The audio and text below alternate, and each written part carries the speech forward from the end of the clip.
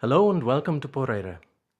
During this audio walk, we will explain a little bit of history about Porrera and the Priorat region. We will tell you about our customs, and we will also give you information about the people who live here. You can follow the route, which is marked on a map you can obtain from any establishment in the village open to the public. During the walk, you will discover 12 QR codes, which you will have to photograph with your mobile phone in order to read or listen to the history of the village.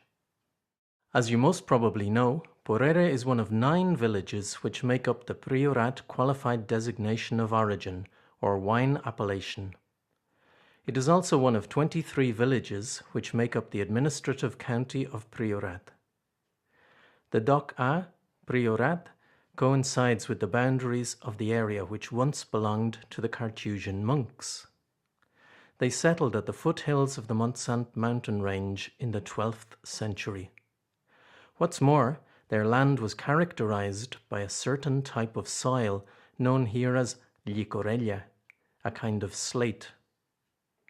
The soils are acidic, rich in minerals, and give the local wines a marked personality. As you will see, time seems to have stood still in Porrera. Its houses, steep narrow streets, and general atmosphere seem to have remained unchanged for centuries. Let us explain why. Porrera and the Priorat region was one of the poorest regions in Catalonia.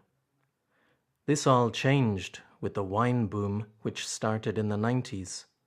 It was not until almost the end of the 20th century that Porrera was able to renew and renovate.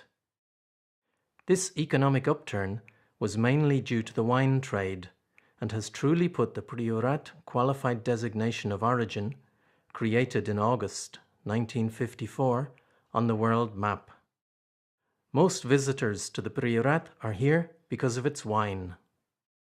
The village currently boasts 16 wineries, which, together with tourism, are the main economic resources of Porrera.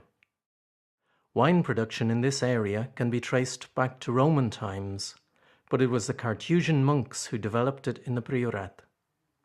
The region experienced a time of initial economic growth towards the end of the 18th century, but its golden age was between 1850 and 1900.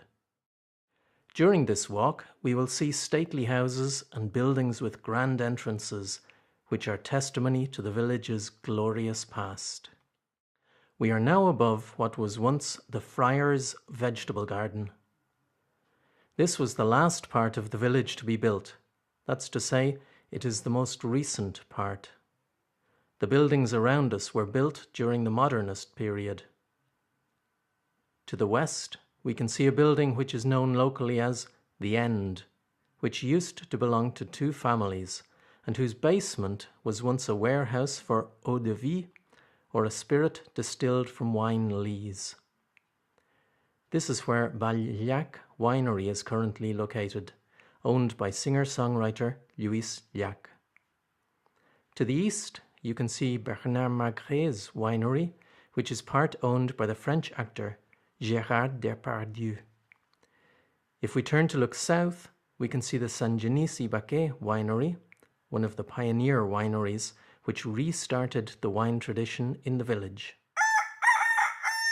To the north, just beside the river, you will see the next stop on this trail.